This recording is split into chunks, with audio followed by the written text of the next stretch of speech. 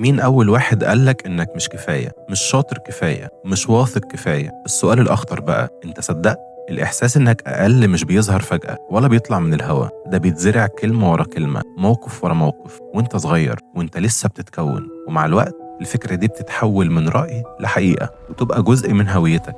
وانت طفل عقلك ما كانش بيناقش، كان بيسجل أي كلمة اتقالت من شخص ليه سلطة في حياتك، أب، مدرس، اتخزنت من غير فلترة، مش لأنهم وحشين لكن لأن عقلك ما كانش لسه بيعرف يختار. في علم الأعصاب الدماغ عند الطفل بيكون في وضع اسمه برين ويف ثيتا ستيت، أو حالة موجات ثيتا الدماغية، ودي بتكون حالة استرخاء عميق جدا مرتبطة بالنوم الخفيف، التأمل العميق، الأحلام والإبداع. موجات الدماغ فيها بتكون بطيئة بين 4 و 8 هرتز، وبتساعد في معالجة المعلومات وتكوين الذاكرة. وده نفس الوضع اللي بيستخدم في العلاج بالتنويم الإيحائي، أو المصطلح الشائع التنويم المغناطيسي.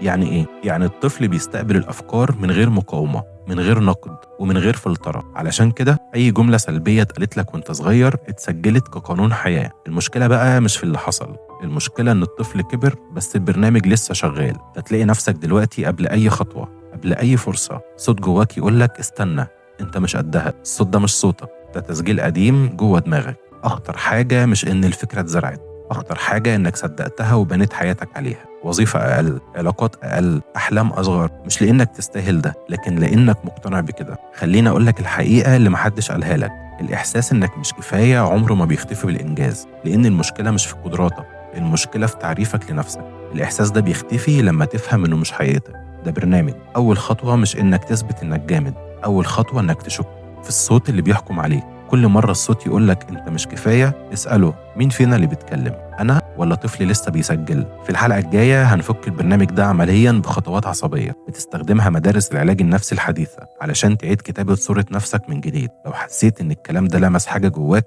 يبقى في وعي ابتدى، وخليك مع عقلك لأنه بيشتهي الحقيقة. ولو ما شفتش فيديو غسيل المخ ارجع له الأول، لأن اللي بنفكه دلوقتي جزء منه.